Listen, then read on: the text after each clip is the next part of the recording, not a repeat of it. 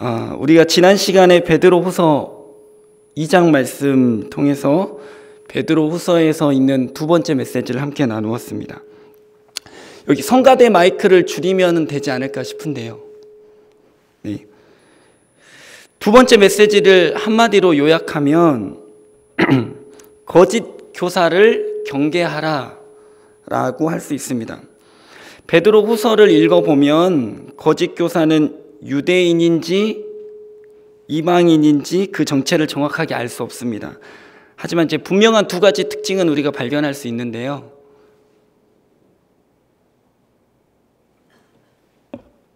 먼저는 믿음에 관련된 부분입니다.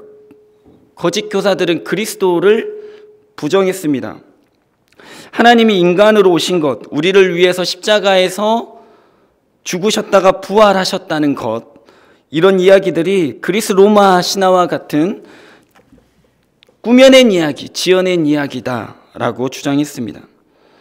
로마 제국의 핍박이 이제 시작되고 있는 상황에서 거짓 교사의 이런 말들은 너무나 달콤한 유혹으로 다가오기도 하였습니다. 실제로 이 고난을 피해서 유대교로 다시 돌아가는 유대 그리스도인들도 있었고, 헛된 우상 숭배로 다시 돌아가게 된 이방인 그리스도인들도 많았습니다.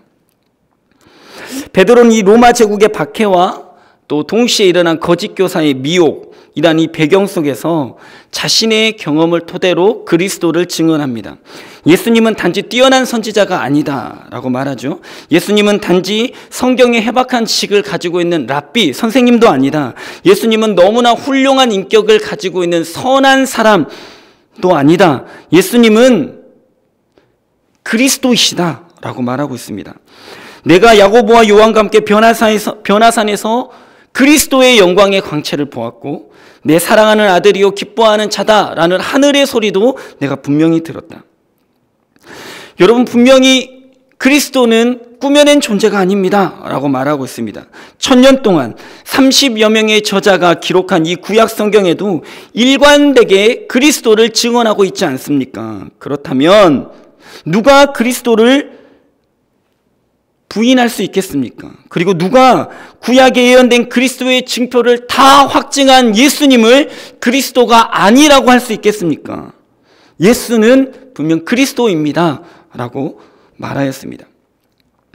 베드로 사도는 논리정연하게 그리스도를 부인하는 거짓 선지자들을 반박하면서 그들의 가르침에 흔들리지 말고 믿음 위에 굳건하게 서야 된다라고 강력하게 권면합니다. 거짓 교사의 첫 번째 특징이 이렇게 그리스도를 부인하는 것이었다면 두 번째 특징은 삶에서 나타나는 것이었는데 음란함이었습니다. 그들은 밤에뿐만 아니라 낮에도 흥청망청 음란한 파티를 즐겼다라고 성경에 나와 있는데, 이런 음란한 생활은 도를 넘어서기 시작했습니다. 그래서 기독교의 성찬과 애찬을 더럽히는 단계까지 나아가게 되었습니다. 당시의 성찬, 애찬이라고 부르는 것은 종교적인 예식이 아니라 실제 식사였습니다. 당시 일반적인 식사는 우리가 잘 알고 있듯이 떡과 포도주로 이루어져 있죠. 거짓 교사들은 이 성찬과 애찬을 자신들이 평소 파티, 연회에서 즐겼던 그런 놀이 문화, 사교 문화쯤으로 생각하였습니다. 뿐만 아니라 성찬에 함께 참석한 여자 성도들을 음란한 마음으로 바라보았습니다. 그리고 그 중에서 믿음이 연약한 사람들을 유혹하기까지 하였습니다. 거룩한 성도의 교제를 더럽고 음란한 사교 모임으로 만들어 갔던 것이죠. 하나님은 이런 거짓 교사를 반드시 심판하실 것이다 라고 베드로 사도는 말합니다. 왜냐하면 하나님께서 음란한 자들을 절대로 용서하지 않기 때문이다 라고 말씀하고 있습니다. 왜냐하면 하나님은 음란한 세상을 홍수로 심판하신 적이 있고, 성적인 타락으로 대표적인 도시 소돔과 고모라를 멸망시키신 도 있습니다. 하나님의 세상을 이렇게 심판하실 때 모두가 심판을 받느냐, 그런 것은 아니죠. 세상이 다 물에 잠기고 불에 타는 것과 같은 이 커다란 심판 속에서도 구원받는 사람들이 존재합니다. 바로 하나님이 의롭다라고 칭하는 사람들이죠. 그러면 하나님이 어떤 사람을 의롭다라고 칭하는가? 음란한 세상을 따라가지 않고 하나님의 말씀에 순종하면서 살아간 노아 같은 사람, 세상의 불의를 보고 마음 아파하면서 고통스러워하는 롯과 같은 사람, 하나님은 이런 사람들을 의인이라고 부르신다라고 말씀하십니다. 그래서 하나님께서 음란한 세상을 심판하실 때에 이 의인들을 기억하셔서 반드시 이들을 구원해 내신다라고 말씀하고 있는 것이죠. 그러므로 잠깐의 고난, 로마 제국으로부터 받는 이 박해, 이것을 피하고자 영원한 하나님의 심판의 길로 빠지는 어리석은 사람이 되어서는 안 된다. 끝까지 믿음의 길을 가야 된다 라고 말하는 것이 베드로 사도의 두 번째 권면이었습니다. 오늘 우리가 함께 읽은 베드로후서 3장의 말씀은 이 전체적인 편지를 종합하고 마무리하는 결론이라고 할 수 있습니다. 3장의 말씀을 우리가 8절부터 읽었지만 1절부터 딱 전체적으로 보면 사랑한다라는 표현을 반복적으로 사용하고 있음을 우리가 발견할 수 있습니다. 1절 보면 사랑하는 자들아, 8절에서도 사랑하는 자들아, 14절에서도 사랑하는 자들아, 16절에서도 사랑하는 자들아, 이렇게 편지를 쓰고 있습니다. 베드로 후서에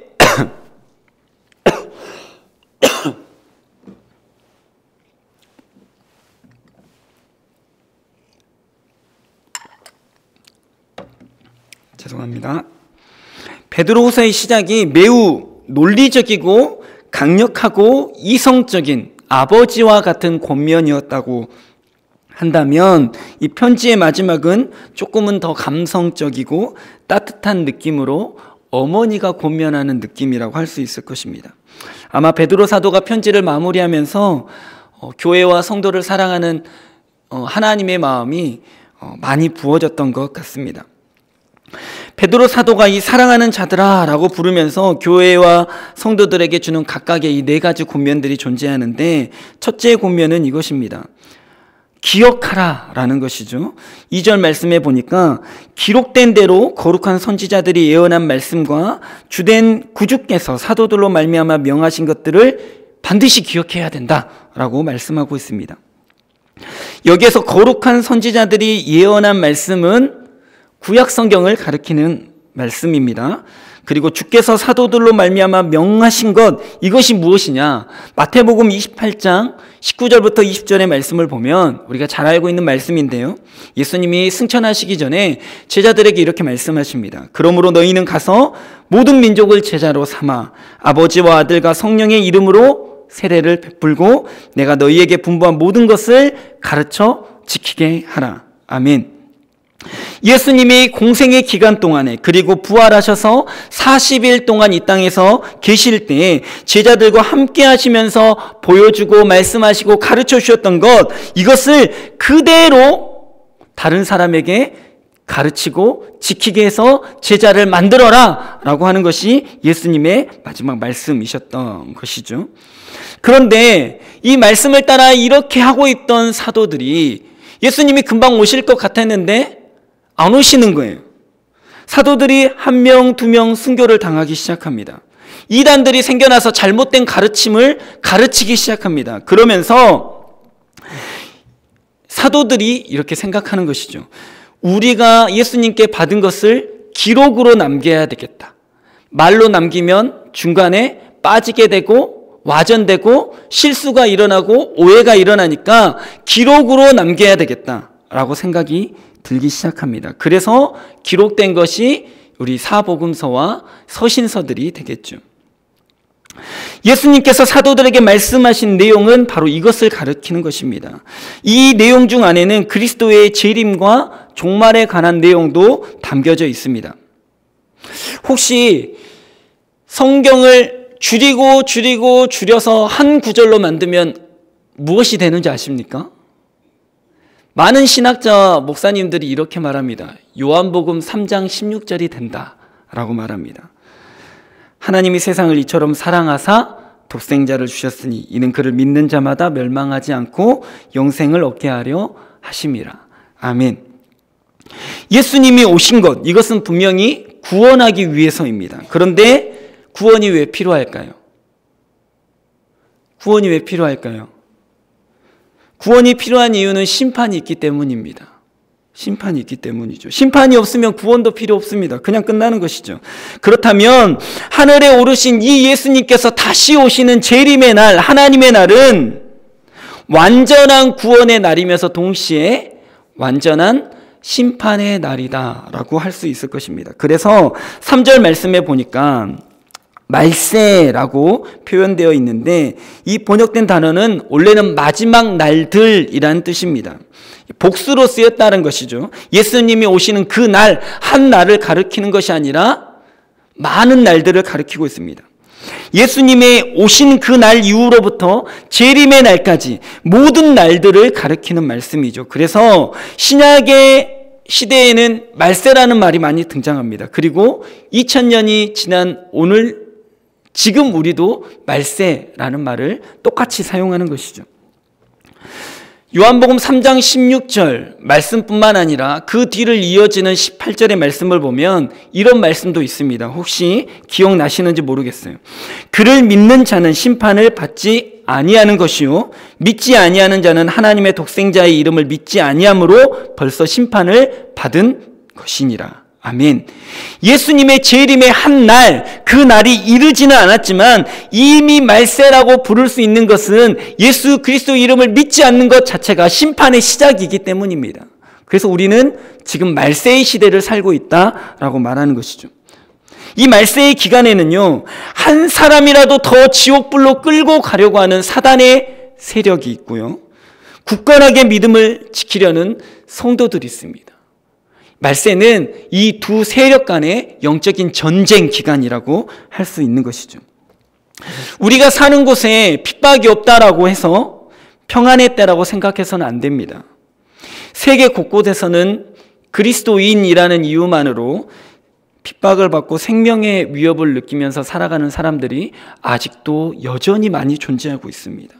그리고 지금 우리에게는 고난만큼이나 위험한 유혹들이 여전히 우리 곁에 가까이에 있습니다. 그러므로 우리는 평안의 때를 살고 있는 것이 아니라 말세의 때를 살고 있다는 것을 우리는 늘 기억하면서 살아야만 합니다. 베드로 사도는 이것을 기억해야 된다라고 말씀하고 있죠. 두 번째 권면은 잊지 말라라는 것입니다. 8절 말씀 보시면 주께는 하루가 1000년 같고 1000년이 하루 같다는 사실을 잊어서는 안 된다라고 편지하고 있습니다. 이것은 시편 90편의 말씀을 인용한 것인데 하나님은 인간이 가지고 있는 시간 개념에 묶여있는 분이 아니다. 그것을 초월해서 존재하는 분이시다라는 의미입니다. 우리가 하나님의 이 초월성에 대해서 잊어버리면 어떤 일이 벌어지느냐? 첫 번째 권면, 기억하라 할 때 구약의 선지자를 통해서 주신 예언대로 오실 메시아, 그리고 그리스도를 기억하고 사도들을 통하여 오신 예수님이 구약에서 말씀하셨던 그 메시아 그리스도이시구나 라는 것을 확증하에도 불구하고 구약을 통해서 오실 예수님을 알고 신약을 통해서 그 예수님이 구약에서 말한 그리스도이구나 라는 것을 확증함에도 불구하고 이 모든 증거가 있음에도 불구하고 재림이 더디 일어나는 것을 통해서 우리 안에는 의심이 생긴다라는 것입니다. 실제로 이 거짓 교사들은 그 의심의 틈을 파고들어서 교회와 성도들을 넘어뜨리려고 하고 있었죠. 그래서 하나님은 시간을 초월해서 존재하는 분이시다라는 것을 우리가 잊지 않고 있어야 됩니다.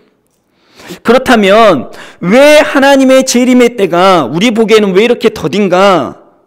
베드로 사도는 이것은 단 한 사람이라도 멸망하지 않고 회개에 이르르기를 원하시기 때문이다 라고 말씀하고 있습니다. 우리는 종종 왜 하나님께서 악인들을 심판하지 않으시지?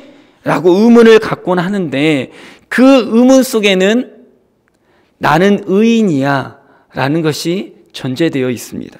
그러면 하나님께서 이렇게 대답하시는 것이죠. 하나님 왜 의인을 심판하지 않으십니까?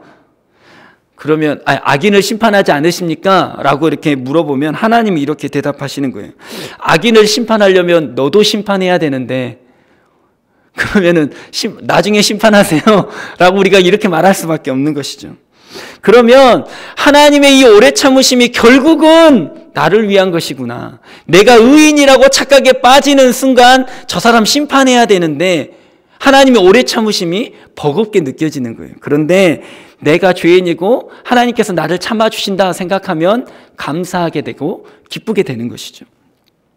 재림의 날이 더디더라도 우리는 하나님의 은혜 안에서 깨어 있어야 된다라고 베드로가 말합니다. 왜냐하면 그날이 도둑같이 오기 때문입니다. 10절을 보면 그날에, 도둑같이 오는 그날에 어떤 일이 벌어지는지 우리에게 간략하게 이야기해주고 있습니다.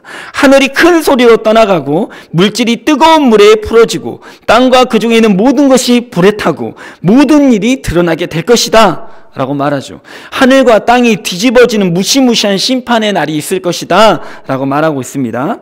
그런데도 불구하고 우리가 그날을 간절히 사모할 수 있는 이유가 무엇이냐? 우리는 하나님 편에서 심판의 대상이 아니라 오래 참으시고 기다리시는 구원의 대상이기 때문이다 라고 말하고 있습니다. 그래서 12절에 하나님의 날을 간절히 사모해야 된다 라고 말하고 있죠. 신기한 게 있습니다. 12절에 사모한다는 말을 원문으로 보면요, 영어로 하면 사모한다 그러니까 love 이런 단어가 쓰일 것 같잖아요. 그런데 희한하게도 영어로 하면 스피드라는 단어의 어원이 쓰였습니다. 스피드라는 단어 다 아시죠? 속도, 빠른 속도, 이것을 스피드라고 부르잖아요. 재촉하다, 빠르게 하다 라는 의미를 가지고 있습니다. 사모한다라는 의미가. 그러니까 하나님의 날을 사모한다라는 말은 마음으로 그날이 왔으면 좋겠다, 이것이 아니라 실제로 우리의 삶을 통해서 그 날이 우리 가운데 가까이 오도록 우리가 재촉한다, 빨리 오게 만든다라는 뜻입니다. 그러면 어떻게 하면 하나님의 날이 속히 올 수 있는가? 11절의 말씀, 너희가 어떠한 사람이 되어야 마땅하냐? 거룩한 행실과 경건함으로 살아야 된다라고 말씀하고 있습니다. 거짓 교사의 미혹에 넘어가서 세상의 정욕과 탐욕과 음란과 쾌락 가운데 살아가는 것이 아니라 거룩한 행실과 경건함으로 우리 주 예수 그리스도께서 사도들을 통해 가르쳐주신 그 삶을 살아야 된다. 그렇게 살아갈 때 우리가 구원에 합당한 자가 되는 것이고 우리를 통해 잃어버린 영혼들이 회개하고 돌아오는 일들이 일어난다. 그래서 하나님의 날이 가까워진다라고 말씀하고 있는 것이죠. 이 거룩한 행실과 경건은 힘쓰라라고 하는 세 번째 권면하고 이루어집니다. 14절에 보니까 주 앞에서 점도 없이 흠도 없이 평강 가운데 나타나기를 힘써라 라고 말씀하고 있죠. 여기서 나타난다라는 말은 더욱 정확하게 번역하면 발견된다라는 의미입니다. 즉 거룩한 행실과 경건함으로 하나님 앞에서 점없이 흠없이 발견된다라는 것이죠. 16절 말씀을 보니까 바울이 그리스도의 재림에 관해서 가르쳤던 편지들이 이미 흩어진 교회 가운데 널리 읽혀져 있는 상태임을 알 수가 있습니다. 바울이 쓴 로마서, 고린도 전후서, 예배소서, 빌립보서, 골로새서, 데살로니가 전서에 보면 재림에 관한 말씀들이 기록되어 있는데 이미 바울로부터 들은 재림에 관한 지식을 성도들은 가지고 있었습니다. 그런데 그 중에서 무식한 자들, 굳세지 못한 자들이 이 바울의 편지를 교묘하게 잘못 풀어서 스스로 멸망에 이르고 있다라고 베드로가 말하고 있습니다. 여기에서 무식한 자들이란 적절한 교육을 받지 못한 사람이란 뜻을 가지고 있습니다.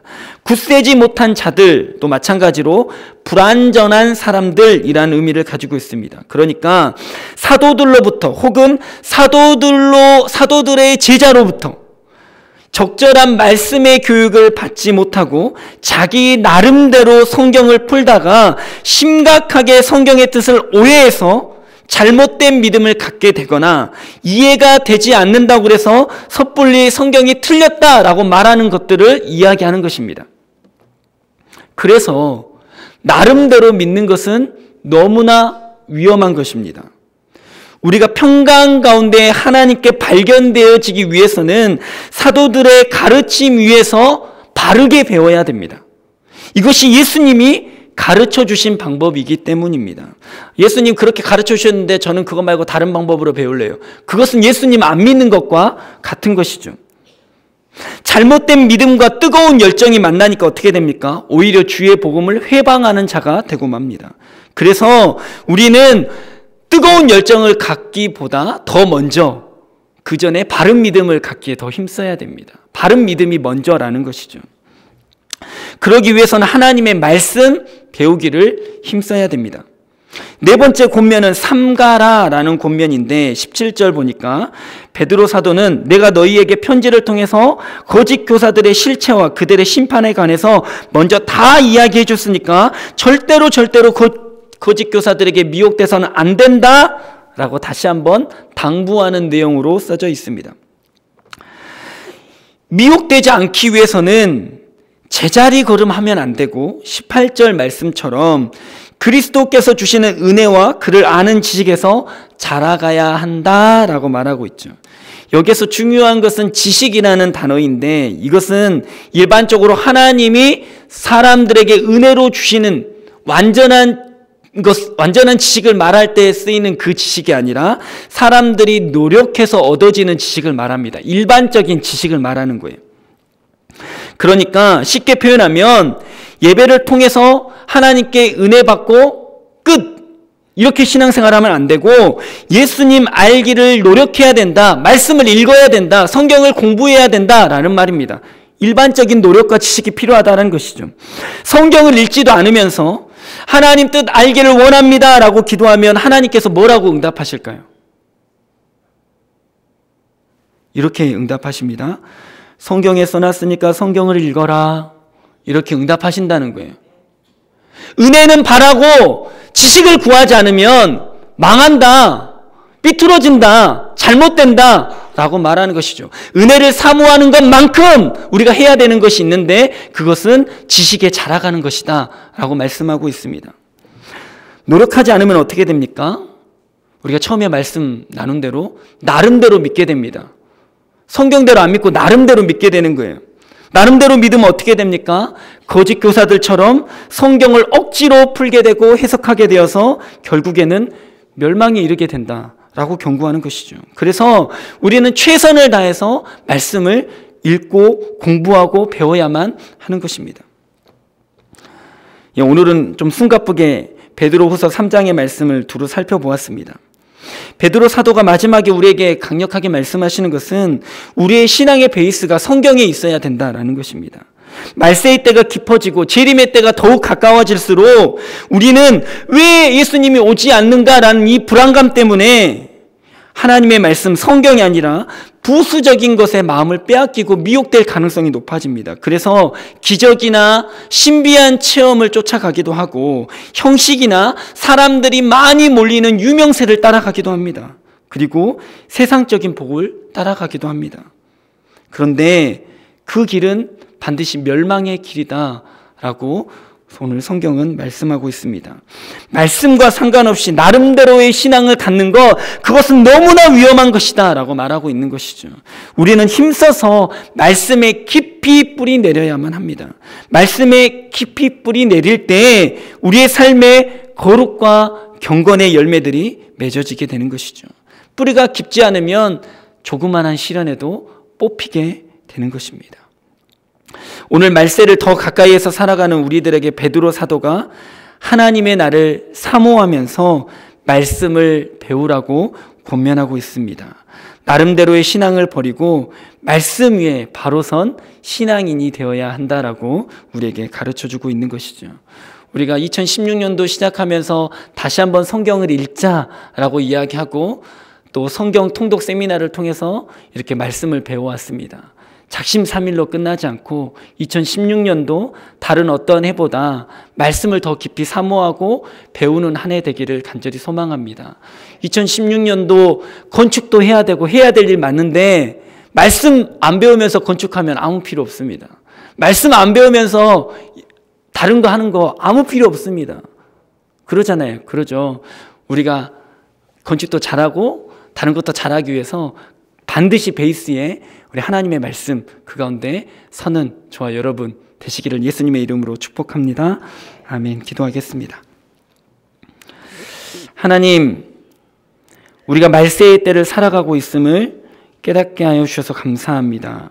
하나님 우리에게 핍박이 없다 하여서 지금이 평안의 때로 착각하지 않고 하나님 예수님 오신 그날부터 다시 오는 그날까지 하나님 우리가 말세의 때를 살아가고 있음을 기억하고 하나님 오직 더 말씀에 힘써서 뿌리 내리는 삶 살아갈 수 있도록 주님 도와주옵소서. 하나님 그날을 두렵고 떨림으로 하나님 걱정하는 사람들이 아니라 하나님 사모함으로 그날을 앞당길 수 있는 믿음의 사람들 되어질 수 있도록 주님 축복하여 주옵소서. 2016년도 계획된 많은 일들이 있지만 하나님 무엇보다도 하나님 말씀 위에 바로 서는 일, 하나님 이것을 뒤로 무르지 않게 하여 주옵소서. 말씀 위에 굳게 서서 하나님 구원을 노래하는 믿음의 백성들 되게 하여 주옵소서. 감사드리고 예수님의 이름으로 간절히 기도합니다.